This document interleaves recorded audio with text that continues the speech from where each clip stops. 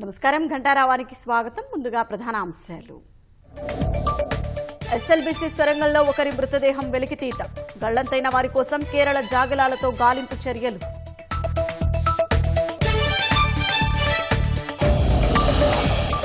అద్దంకి దయాకర్, శంకర్ నాయక్, విజయశాంతికి అవకాశం. ముగ్గురు ఎమ్మెల్యే కోట ఎమ్మెల్సీ అభ్యర్థులను ప్రకటించిన కాంగ్రెస్.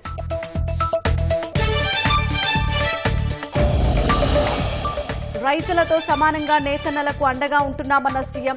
పద్మశాలి కుటుంబాలకు అన్ని విధాలుగా సహకరిస్తున్నామని వెల్లడి.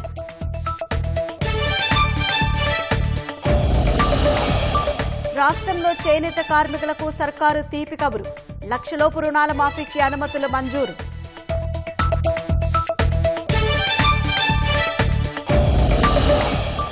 అంతర్జాతీయ ప్రమాణాలతో గురుకుల పాఠశాలలు ఏర్పాటు. 11,600 కోట్లు మంజూరు చేస్తూ ప్రభుత్వం జీవో జారీ.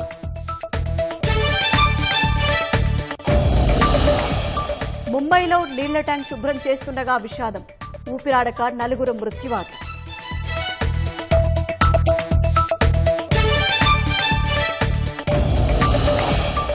ఢిల్లీ ఎయిమ్స్ లో జగదీప్ ధన్కడ్ కు ప్రధాని పరామర్శ.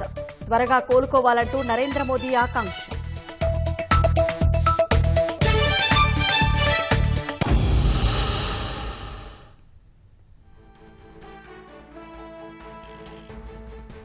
తాజాంశాన్ని చూస్తున్నాం. ఎమ్మెల్యే కోట ఎమ్మెల్సీ అభ్యర్థులను కాంగ్రెస్ అధిష్టానం ఖరారు చేసింది. అద్దంకి దయాకర్, శంకర్ నాయక్, విజయశాంతికి అవకాశం కల్పించింది. ఇక మరిన్ని వివరాలు మా ప్రతినిధి తిరుపాల్ అడిగి తెలుసుకుందాం. తిరుపాల్, కాంగ్రెస్ ఎమ్మెల్సీ అభ్యర్థుల ఖరారుకు సంబంధించిన సమాచారం ఏంటి?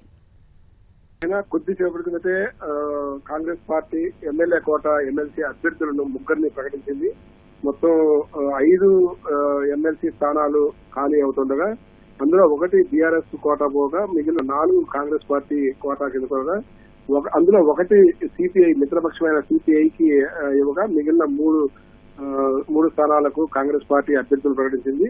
ప్రధానంగా ఇక్కడ కూడా మనం చూసుకున్నట్లయితే భారీ ఎత్తున పోటీ వచ్చినప్పటికి కూడా ఎమ్మెల్సీ అభ్యర్థుల్లో పూర్తిగా పరిశీలించిన తర్వాత ముగ్గురిని, ఒక ఎస్సీ క్యాండిడేట్ ను, ఒక ఎస్టీ క్యాండిడేట్ ను, ఒక బీసీ క్యాండిడేట్ ను మొత్తం ముగ్గురిని ప్రకటించింది. అందులో అద్దంకి దయాకర్ పిసిసి ప్రధాన కార్యదర్శి. చాలా కాలంగా ఆయన పదవుల కోసం వేచి చూస్తున్నారు. గతంలో కూడా దీనికి ఎమ్మెల్సీ పదవి ప్రకటించిన తర్వాత పేరు మార్పు జరిగింది. తర్వాత 2 సార్లు కూడా ఎమ్మెల్యే టికెట్ కోసం ఆశించి కూడా భంగపాటు గురయ్యారు. అందువల్ల ముఖ్యమంత్రి స్వయంగా ముఖ్యమంత్రినే పట్టుబట్టి అద్దంకి దయాకర్ కు ఎమ్మెల్సీ ఖరారు చేసినట్టుగా తెలుస్తోంది. అదేవిధంగా శంకర్ నాయక్ ప్రజెంట్ నల్గొండ జిల్లా డిసిసి అధ్యక్షుడిగా పనిచేస్తున్నాడు. దాదాపు 30 సంవత్సరాలు ఆయన పార్టీకి పనిచేస్తున్నాడు కాబట్టి ఆయనకు సంబంధించి కూడా అటు జానారెడ్డి వర్గం గాని, ఇటు పిసిసి చీఫ్ గాని ఉత్తమ్ కుమార్ రెడ్డి గాని, ముగ్గురు కూడా గట్టిగా పట్టుకోవడంతో శంకర్ నాయక్ కు ఇచ్చారు. ఇక్కడ ఇప్పటికే ఆదివాసీ సామాజిక వర్గం నుంచి సీతక్క మంత్రివర్గంలో ఉండడంతో లంబాడి సామాజిక వర్గం నుంచి ఒకరిని ఎంపిక చేయాలని చాలా కాలంగా పార్టీ భావిస్తుండడంతో ఈ చేతావత్ శంకర్ నాయక్ అనే లంబాడి సామాజిక వర్గం నుంచి ఎంపిక చేసినట్టుగా పార్టీ వర్గాలు చెప్తున్నాయి. మరొక వైపు విజయశాంతి ఇటీవల కాలంలో పార్టీకి కొంచెం దూరంగా ఉన్నదని చెప్పవచ్చు. కానీ గత 2018 ఎన్నికల్లో కానీ 2023 ఎన్నికల్లో కానీ పార్టీ గెలిచేదానికి ప్రచారం చేసింది, పార్టీకి సేవలు అందించిందన్న ఒకే ఒక కారణంతో ఒక టికెట్ ఇచ్చినట్టుగా ఇప్పుడు ఎమ్మెల్సీ అభ్యర్థిగా ఎంపిక చేసినట్టుగా తెలుస్తోంది. గత ఎన్నికల సమయంలో మాణిక్రావు ఠాక్రే ఈమెకు హామీ ఇచ్చారని, ఆ హామీ మేరకు మల్లికార్జున ఖర్గే దగ్గర ప్రస్తావించడంతో మల్లికార్జున ఖర్గే హామీ మేరకు ఇచ్చినట్టుగా తెలుస్తోంది. మొత్తం మీద ఎవరు కూడా ఊహించిన విధంగా, అంటే అద్దంకి దయాకర్ ఒకటి మాత్రమే ఊహించిన పేరు, మిగిలిన 2 పేర్లు కూడా కొత్తగా తెరపైకి వచ్చాయి. శంకర్ నాయక్ ఏమో జానారెడ్డి గట్టిగా పట్టుబడము, అట్లాగే నల్గొండ జిల్లాకు సంబంధించిన తర్వాత కోర్ కమిటీలో మెంబర్ అయిన ఉత్తమ్ కుమార్ రెడ్డి గట్టిగా పట్టుకోవడంతో శంకర్ నాయక్ వచ్చిందని పార్టీ వర్గాలు చెప్తున్నాయి. మరొకవైపు పిసిసి అధ్యక్షుడు కూడా లంబాడి సామాజిక వర్గానికి ఖచ్చితంగా మనం స్థానం కల్పించాలన్న ఒకే ఒక గట్టి నిర్ణయం ఎంపిక చేసినట్టుగా తెలుస్తోంది. మొత్తం మీద ముగ్గురికి కూడా రేపు నామినేషన్ దాఖలు చేసే రేపు చివరి రోజు కావడంతో ఉదయం నుంచి కసరత్తు చేసిన కాంగ్రెస్ అధిష్టానము కొద్దిసేపటి క్రితం వీళ్ళ ముగ్గురు పేర్లు ప్రకటించారు. ధన్యవాదాలు తిరుపాల్.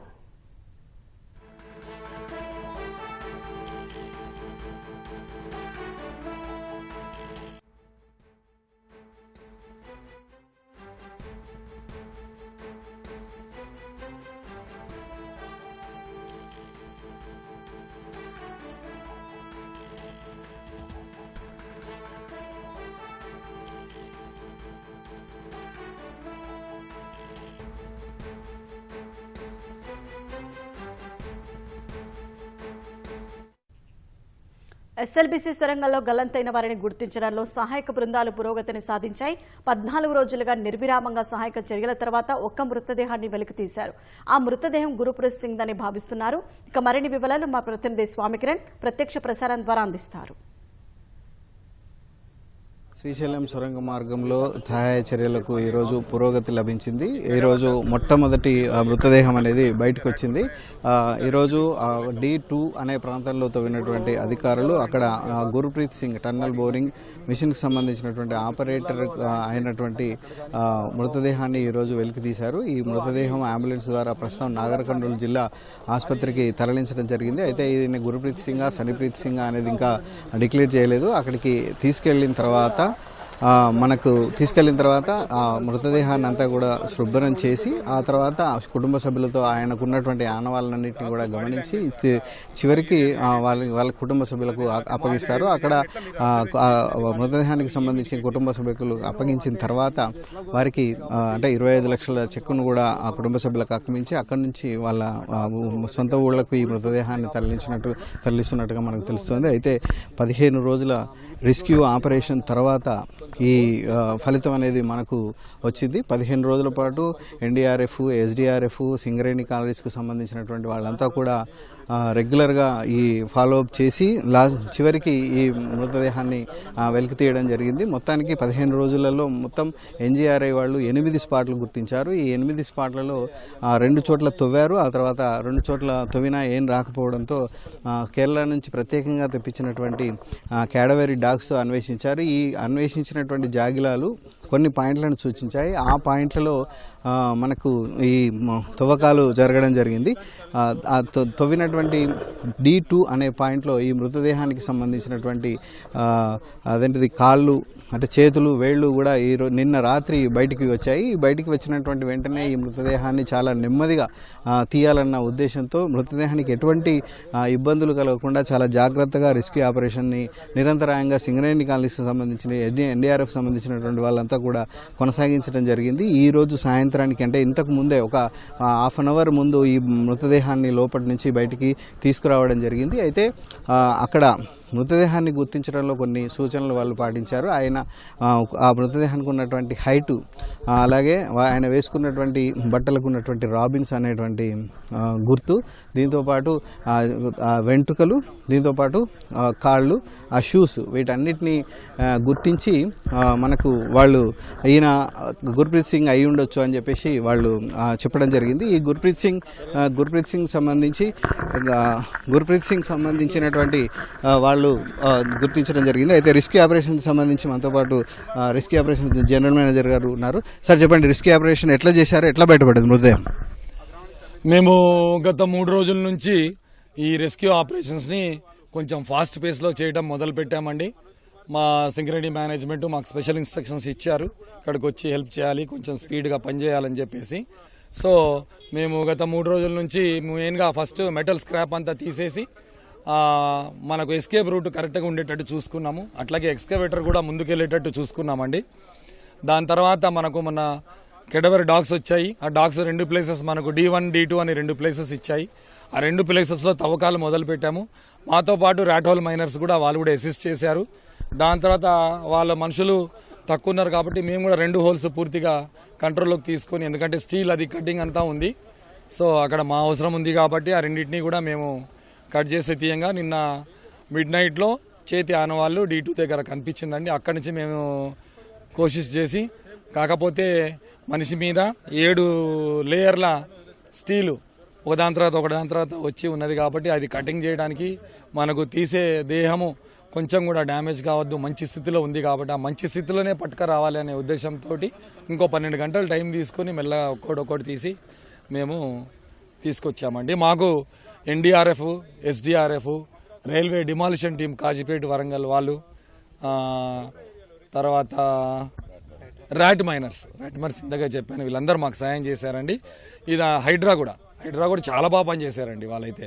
ఇప్పుడు మీరు గుర్తించిన మృతదేహం దగ్గర ఇంకా ఏమైనా ఉండే అవకాశం ఉందా? జాగలాలు ఏమైనా గుర్తించా? ఎన్ని పాయింట్లు ఉన్నాయి ఇప్పుడు తవ్వడానికి? ఇప్పుడు మొత్తం 2 పాయింట్లు, ఒక పాయింట్లో తీసేసామండి.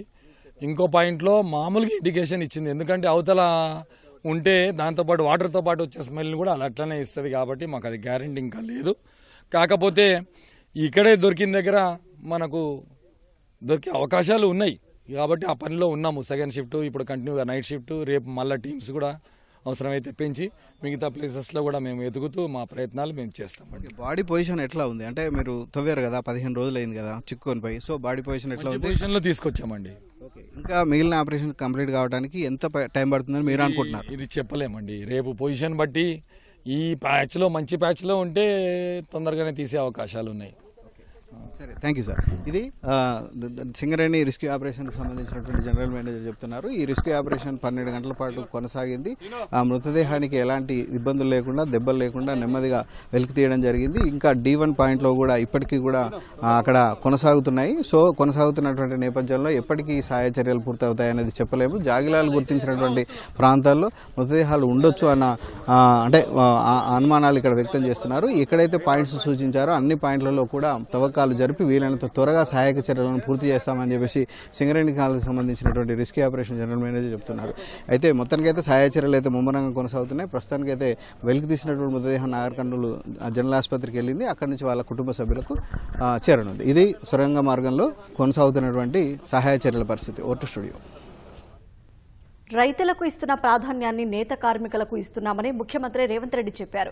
తనను ఆశీర్వదించిన నేతన్నల కుటుంబాలకు ఏదైనా చేయాలనే తపనతో ఉన్నట్లు చెప్పారు. హైదరాబాద్ నాంపల్లి ఎగ్జిబిషన్ గ్రౌండ్లో నిర్వహించిన అఖిల భారత పద్మశాలి మహాసభలో పాల్గొన్న సీఎం పద్మశాలి కుటుంబాలకు ప్రభుత్వం అండగా ఉంటుందని భరోసా ఇచ్చారు. నేతన్నలకు ప్రభుత్వ ఆర్డర్లను రద్దు చేసిన అప్రదిష్ట ఉండొద్దని, తనను గుండెల్లో పెట్టుకున్న వారి రుణం తీర్చుకుంటారని వ్యాఖ్యానించారు. అందుకే మహిళా సంఘాల్లోని వారికి 2 చీరలు ఇవ్వాలని నిర్ణయించామని, ఇందుకోసం 1,30,00,000 చీరల తయారీ ఆర్డర్లను నేతన్నలకు ఇస్తున్నట్లు సీఎం తెలిపారు. టెక్స్టైల్ వర్సిటీ, ఆసిఫాబాద్ మెడికల్ కాలేజీకి కొండా లక్ష్మణ్ బాపూజీ పేరు పెట్టనున్నట్లు సీఎం పేర్కొన్నారు. షోలాపూర్లోని పద్మశాలల కోసం తెలంగాణ ప్రభుత్వం నుంచి ₹1,00,00,000తో కమ్యూనిటీ హాల్ ఏర్పాటుకు హామీ ఇచ్చారు. పద్మశాలీలు రాజకీయంగా, ఆర్థికంగా, సామాజికంగా, ఉద్యోగపరంగా ఎదిగేందుకు కాంగ్రెస్ ప్రభుత్వం అండగా ఉంటుందని హామీ ఇచ్చారు. మాట్లాడి ఈరోజు IIHT సాధించడమే కాదు, దానికి కొండా లక్ష్మణ్ బాపూజీ గారి పేరు పెట్టి వారి గౌరవాన్ని, పద్మశాలి సోదరుల ఆత్మగౌరవాన్ని నిలబెట్టాలి అని చెప్పి ఈరోజు మనం నిర్ణయం తీసుకున్నాం. రైతన్నలకు ఎంత ప్రాధాన్యత ఇచ్చినో ఈరోజు మా నేతన్నలను కూడా అంతే ప్రాధాన్యత ముందుకు నడిపించాలని మా ప్రభుత్వ విధానపరమైన నిర్ణయం తీసుకున్నది. ఇచ్చిన చీరలు తీసుకొచ్చి పొలాల గట్లల్లో పిట్టలను బెదరగొట్టడానికి కట్టడం తప్ప మా ఆడబిడ్డలు కట్టుకునే సందర్భం ఎక్కడన్నా ఉందా? మా నేతన్నల వృత్తి దెబ్బతింటుంది. వాళ్ళకు అంతకుముందు ప్రభుత్వం ఆర్డర్లు ఇచ్చింది, ఈ ప్రభుత్వం వచ్చింది అని ఆపితే అప్రతిష్ట పాలవుతామని చెప్పి మా తుమ్మల నాగేశ్వరరావు గారు నా దృష్టికి వచ్చారు. కుల వృత్తులను, చేతి వృత్తులను అంతరించి పోనీయొద్దు, వాటిని కాపాడాలంటే ఏం చేయాలని ఆలోచన చేసి 65 లక్షల మంది ఆడబిడ్డలు స్వయం సహాయక సంఘాలలో సభ్యులుగా ఉన్నారు. ఆడబిడ్డలకు ప్రత్యేకంగా చీర సారే పెట్టే సాంప్రదాయంలో ఒక్కొక్కరికి 2 మంచి చీరల్ని ఇద్దాం. తుమ్మలన్న 1,30,00,000 చీరలు మా పద్మశాలి సోదరులకు ఆర్డర్ ఇవ్వండి. ఖర్చు ఎంతైనా పర్వాలేదు, ఖర్చుకు వెనకాడకండి. ఆనాడు బతుకమ్మ చీరలకు 250 రూపాయలు ఖర్చు పెడితే నాకు తెలిసి ఈరోజు 500 నుంచి 600 రూపాయలు ఆ చీర మీద పెట్టుబడి పెట్టి ఈరోజు మనం 600 కోట్ల రూపాయల ఆర్డర్స్ ఈరోజు పద్మశాలి సోదరులకు ఇవ్వడం జరిగింది. కరెంటు బిల్లులు, బతుకమ్మ చీరల బకాయిలు, వేములవాడలో యాన్ డిపో, అదేవిధంగా మీకు సంబంధించిన బకాయిలను ఇన్సూరెన్స్లను అన్నిటిని కూడా గత ఆగస్టులోనే మీ సమావేశానికి వచ్చినప్పుడు నిర్ణయం తీసుకోవడం జరిగింది. చేనేత కార్మికుల రుణమాఫీ పథకానికి ప్రభుత్వం గ్రీన్ సిగ్నల్ ఇచ్చింది. చేనేత కార్మికులకు 33 కోట్ల రూపాయల రుణాలను ప్రభుత్వం రద్దు చేయనుంది. చేనేత కార్మికుల రుణమాఫీకి ప్రాథమిక అనుమతులు మంజూరు చేస్తూ ప్రభుత్వం ఉత్తర్వులు జారీ చేసింది. చేనేత కార్మికులకు ₹1,00,000 వరకు రుణాలు మాఫీ చేయనుంది. 2017 ఏప్రిల్ 1 నుంచి 2024 మార్చి 31 వరకు రుణ బకాయిలు మాఫీ చేయాలని ప్రభుత్వం నిర్ణయించింది. చేనేత కార్మికుల రుణమాఫీకి త్వరలో పూర్తిస్థాయి విధి విధానాలను ప్రభుత్వం విడుదల చేయనుంది. ఇప్పటికే రాష్ట్రంలోని రైతులకు 2 లక్షల వరకున్న రుణాలను సర్కార్ మాఫీ చేసింది. అదే కోవలో అప్పుల ఊబిలో చిక్కుకున్న చేనేతలను చేతి వృత్తిలో రాణించేలా ప్రభుత్వం ఇచ్చిన హామీ మేరకు రుణమాఫీకి ప్రాథమిక అనుమతులు జారీ చేసింది. రాష్ట్రంలో అంతర్జాతీయ ప్రమాణాలతో యంగ్ ఇండియా గురుకుల పాఠశాలలు ఏర్పాటు చేయబోతున్నట్లు ఉప ముఖ్యమంత్రి భట్టి విక్రమార్క వెల్లడించారు. 58 రెసిడెన్సీ పాఠశాలలకు 11,600 కోట్లు మంజూరు చేస్తూ జీవో జారీ చేసినట్లు పేర్కొన్నారు. ఆర్థికంగా పెనుభారం ఉన్నప్పటికీ పేదవారికి అండగా నిలవడమే ప్రభుత్వ ధ్యేయమన్నారు. రాష్ట్రంలో 58 యంగ్ ఇండియా గురుకుల పాఠశాలలకు 11,600 కోట్ల రూపాయలు మంజూరు చేసినట్లు ఉప ముఖ్యమంత్రి భట్టి విక్రమార్క చెప్పారు. సీఎం రేవంత్ రెడ్డి నిర్వహిస్తున్న విద్యాశాఖ శనివారం జీవో ఇచ్చిందన్న మంత్రి ఒక్కో పాఠశాలకు 200 కోట్లు మంజూరు చేసినట్లు వెల్లడించారు. ఖమ్మం జిల్లా అభివృద్ధి పథకాల అమలుపై స్థానిక నేతలతో కలిసి మంత్రులు కోమటిరెడ్డి వెంకటరెడ్డి, పొంగులేటి శ్రీనివాసారెడ్డి హైదరాబాద్లో సమీక్ష నిర్వహించారు. అభివృద్ధికి ఇంకా ఏం చేయాలి అనే అంశాలను చర్చించారు. ప్రైవేటు రంగానికి దీటుగా రాష్ట్రంలో అంతర్జాతీయ ప్రమాణాలతో ప్రభుత్వ స్కూళ్లు ఏర్పాటు చేస్తామని తెలిపారు. ఇంటర్నేషనల్ స్టాండర్డ్స్ లో ఇంత గొప్ప టెక్నాలజీతో, స్టాండర్డ్స్ తో, డిజైన్స్ తో ఇంతవరకు ఎక్కడ ఈ రాష్ట్రంలో కాదు, దేశంలో ఎక్కడ లేవు.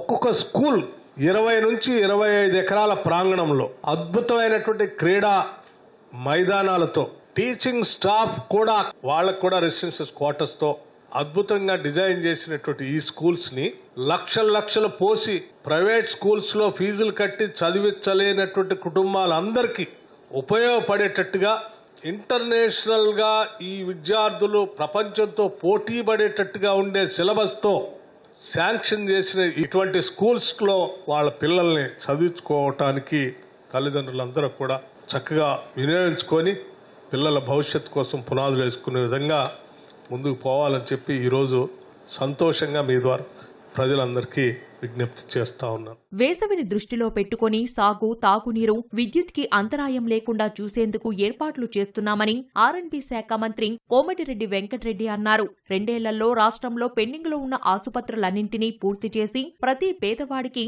నాణ్యమైన వైద్యం అందిస్తామని వెల్లడించారు. ఏ ప్రభుత్వమైనా ప్రాథమిక విద్య, ప్రాథమిక వైద్యం ఇంపార్టెంట్. ముఖ్యమంత్రి గారు మొన్ననే నూతన ఉస్మానియా హాస్పిటల్ శంకుస్థాపన చేయడమే కాదు, మా డిపార్ట్మెంట్ తో చేపడుతున్న దాదాపు 7,000 కోట్ల పైన టిమ్స్ అంటే Telangana institute of medical science hospital కూడా ఈ డిసెంబర్లో 1, ఆగస్టులో 1, వచ్చే జూన్ 2 అంటే ఇంకా 4 నెలల్లో సనత్ నగర్ హాస్పిటల్ ఓపెన్ చేయాలి. మిగిలిన 2 వరంగల్, ఎల్బీ నగర్ కూడా వచ్చే సంవత్సరం మార్చి నాటికి ఉస్మానియా కూడా 2 years లో పూర్తి చేసి పేదవానికి కూడా కార్పొరేట్ స్థాయిలో ఉచితంగా రాజీవ్ ఆరోగ్యశ్రీ 10 లక్షలు పెంచినాం కాబట్టి ఈ అన్ని పూర్తి చేయాలని కూడా మా డిపార్ట్మెంట్కు ఆదేశాలు ఇవ్వడం జరిగింది. నేను రెగ్యులర్గా విజిట్ చేస్తూ దాన్ని కూడా పూర్తి చేస్తున్నాం. గత ప్రభుత్వం కోళ్ల, పశువుల షెడ్లలో పాఠశాలలు ఏర్పాటు చేసిందని రెవెన్యూ శాఖ మంత్రి పొంగులేటి శ్రీనివాసారెడ్డి విమర్శించారు. కానీ ప్రస్తుత ప్రభుత్వం పేద, బడుగు, బలహీన వర్గాలకు మేలు చేసే దిశగా పనిచేస్తుందన్నారు. మంచి కార్యక్రమాలు చేస్తుంటే ప్రతిపక్షం ఓర్చుకోలేక రాజకీయాలు చేస్తుందని దుయ్యబట్టారు. విద్య పట్ల మేము ప్రత్యేకమైన శ్రద్ధతో విద్యని పెద్దపీట వేశామని చెప్పిన ఆనాటి పెద్దలు ఏవైతే రెసిడెన్షియల్ స్కూల్స్ అన్ని ఎక్కడ పెట్టారయ్యా అంటే కోళ్ల ఫారాల్లో, పశువుల షెడ్లలో పెట్టి అద్భుతంగా మేము ఈ విద్యని పేదవాడికి అందించామని గొప్పలు చెప్పుకున్నది ఆ ప్రభుత్వం. కొంతమంది పెద్దలు అంటున్నారు రెసిడెన్స్ స్కూల్స్ లో పిల్లల్ని ఎలికల చెవులు కొరుకుతున్నాయి, కాళ్లు కొరుకుతున్నాయి, వాళ్ళ ఫుడ్ సరిగ్గా లేదు అంటున్నారు. అది ఎవరు చేసిన నిర్మాణమో వాళ్ళు ఆలోచించాలి. మొదట విడత ప్రతి నియోజకవర్గానికి 3,500 చొప్పున రాష్ట్ర వ్యాప్తంగా 4,50,000 ఇళ్లు 22,500 కోట్లు ఇస్తామని చెప్పామో బరాబరి కట్టిస్తాం. వచ్చే సంవత్సరానికి సంబంధించిన 3,500 ఇళ్లు కూడా వాటిని కూడా ముందే లబ్ధిదారుల్ని ఫైనల్ చేద్దామనే ఆలోచన ఉంది. బరాబర్ చేస్తాం. ఢిల్లీలోని ఎయిమ్స్లో చికిత్స పొందుతున్న ఉపరాష్ట్రపతి జగదీప్ ధన్ఖడ్ను ప్రధాని నరేంద్ర మోదీ పరామర్శించారు. ఉపరాష్ట్రపతి ఆరోగ్య పరిస్థితి గురించి వైద్యులను అడిగి తెలుసుకున్నారు. జగదీప్ ధన్ఖడ్ ఆరోగ్యంగా ఉండాలని, త్వరగా కోలుకోవాలని ఆకాంక్షిస్తూ మోదీ ఎక్స్లో పోస్ట్ చేశారు. ఆదివారం తెల్లవారుజామున 2 గంటల సమయంలో 73 ఏళ్ల జగదీప్ ధన్ఖడ్కు ఛాతీలో నొప్పి వచ్చింది. హుటాహుటిన ఆయన్ను అధికారులు ఢిల్లీలోని ఎయిమ్స్ ఆసుపత్రి కార్డియాక్ విభాగంలో చేర్పించారు. ప్రస్తుతం ఆయన్ను ఐసీయూలో ఉంచి కార్డియాలజీ విభాగాధిపతి డాక్టర్ రాజీవ్ నారంగ్ ఆధ్వర్యంలో చికిత్స అందిస్తున్నారు. ఆయన ఆరోగ్యం నిలకడగా ఉన్నట్లు వైద్యులు ప్రకటించారు. కేంద్ర ఆరోగ్య మంత్రి జేపీ నడ్డా కూడా ఎయిమ్స్కు వెళ్లి ఉపరాష్ట్రపతి ఆరోగ్య పరిస్థితి గురించి తెలుసుకున్నారు. నిర్మాణంలో ఉన్న భవనంలో నీళ్ల ట్యాంకు శుభ్రం చేస్తుండగా ఊపిరాడగా 4 కార్మికులు ప్రాణాలు కోల్పోయిన ఘటన ముంబైలో జరిగింది. మరో కార్మికుడు ఆసుపత్రిలో చికిత్స పొందుతున్నాడు. ఘటనా స్థలంలో ఉన్న తోటి కార్మికులు అగ్నిమాపక సిబ్బందికి సమాచారం ఇవ్వడంతో వారు కార్మికులను బయటకు తీశారు. అపస్మారక స్థితిలో ఉన్న వారిని ఆసుపత్రికి తరలించగా అప్పటికే 4 కార్మికులు మృతి చెందారని వైద్యులు ప్రకటించారు. బీఎంసీ స్థానిక పోలీసులు ఘటనాస్థలికి చేరుకుని విచారణ చేపట్టారు. నాగ్పాడా ప్రాంతంలోని బిస్మిల్లా స్పేస్ భవనంలో ఈ ఘటన జరిగిందని అగ్నిమాపక శాఖ అధికారి తెలిపారు.